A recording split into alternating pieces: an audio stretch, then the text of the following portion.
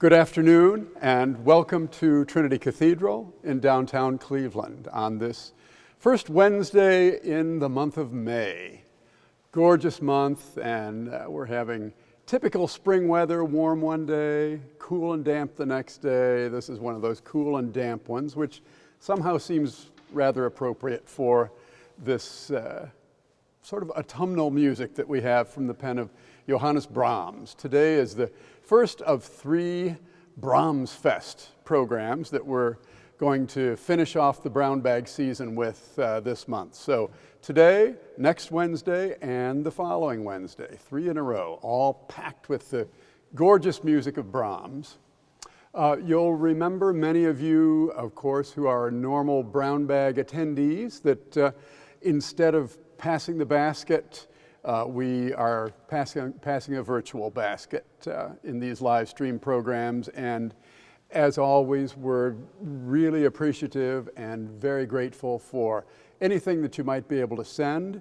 You can help us to support the Brown Bags by following the link at the bottom of your screen and donating by PayPal, or you can simply do it the old-fashioned way and mail a check made out to Music and Art at Trinity Cathedral, put it in an envelope, and mail it to Trinity Cathedral, 2230 Euclid Avenue, Cleveland, Ohio, 44115, and know that it will be received with our utmost thanks and gratitude.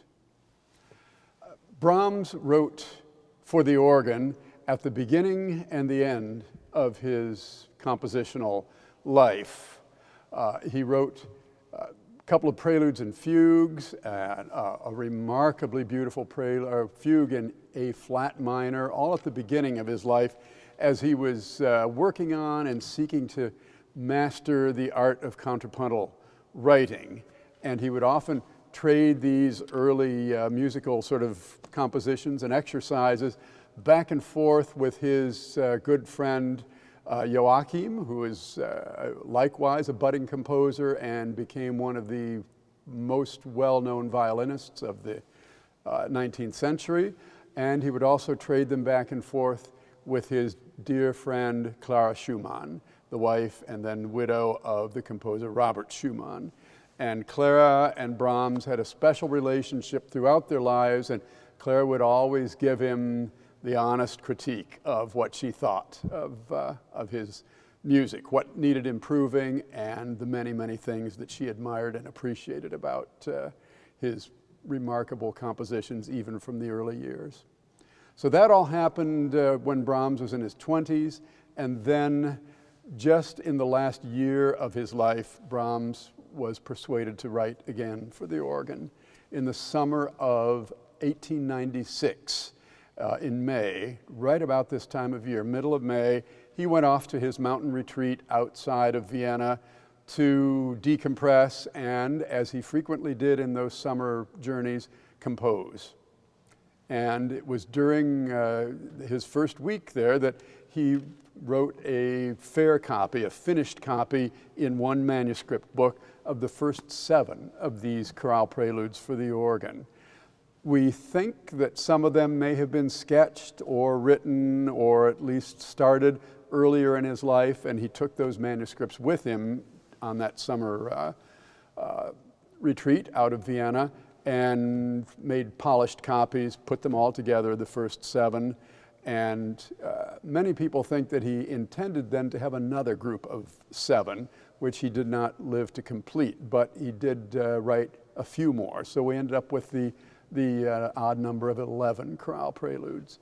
Very, very special pieces. And Brahms, in some of these works, is speaking in his own most mature and gorgeous late Brahmsian language. In others, he's clearly paying homage to Johann Sebastian Bach. Brahms had one of the largest personal collections of earlier music of anyone in Europe. He knew the works of Scheidt and, of course, Bach and many of the earlier composers, and was very much an admirer and much influenced by them. So we hear some of that in some of these chorales for the organ. The very first one, which is the longest of the set, is very much in a Bachian mode. fugal writing with the melody phrase by phrase in long notes in the pedal. The fifth one, Schmücke, dich, is again Brahms absolutely writing in true Bachian style, just in 3 parts, absolutely gorgeous miniature. The setting of Lo how a Rose, Es ist ein Rose, is Brahms speaking in his own language, and the melody is so ornamented that even if you know it well, it's pretty hard to decipher, but it's a gorgeous piece just taken on its own merits. And then the last one, number 11, features double echoes. So each phrase of the chorale is played, then there's first echo, and then there's an even softer second echo. And we know that that probably is the very last piece that Brahms put on paper in his earthly life. So the whole set is very special, and like most things that Brahms wrote in the last few years, has a certain autumnal quality. And in Brahms' pocket calendar, we find 3 things written in the month of May, 1896. The 4 last songs, and then the death of Clara Schumann, his dear friend. Clara Schumann died on May 20th, 1896. Brahms had just gotten settled in up in the mountains, and he got word of Clara Schumann's death way up north in Frankfurt, so he had to leave and set off on a long train journey for Clara Schumann's funeral. Then he came back and went to the mountains some more, finished these pieces. So we find 4 last songs, death of Clara Schumann, organ chorales. Those 3 things are the items that Brahms wrote in the month of May in his pocket calendar, and he had them all linked by a bracket. So they're probably all very closely related in his mind. Another special aspect to today's program is it's the first public playing of our new chancel organ here at Trinity Cathedral. Trinity has been the home for over 40 years of a beautiful and very distinguished Flentrop organ in the back of the nave.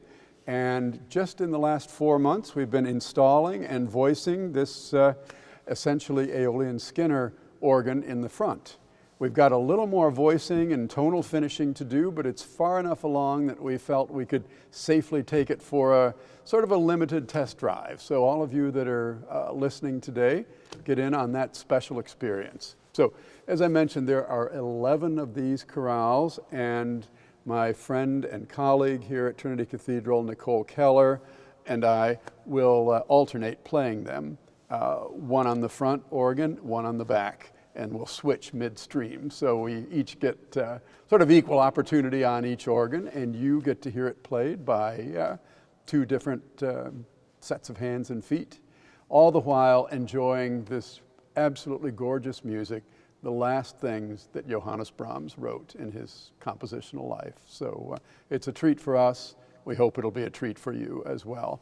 We're going to play the chorales before we play the actual organ piece based on that. So a chorale is essentially a German hymn tune, and all of these 11 chorale preludes are obviously based on those hymn tunes. Some of them will be very well known to you, others not so much. So we're just going to play through the melody straightforwardly, and then you'll hear the organ piece based on that melody.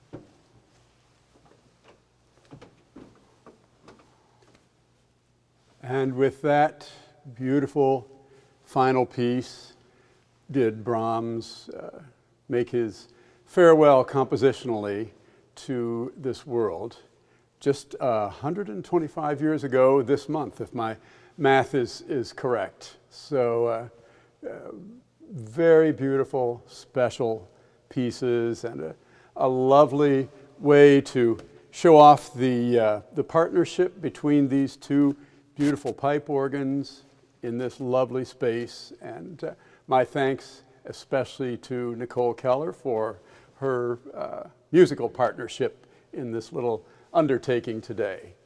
Beautiful pieces. Those of you like me who are great Brahms fans, lovers of Brahms music, will appreciate the warmth and the special qualities that go into these pieces that we heard. So thank you for joining us today. Next week, we have a different facet of Brahms' genius, two of the sonatas for violin and piano.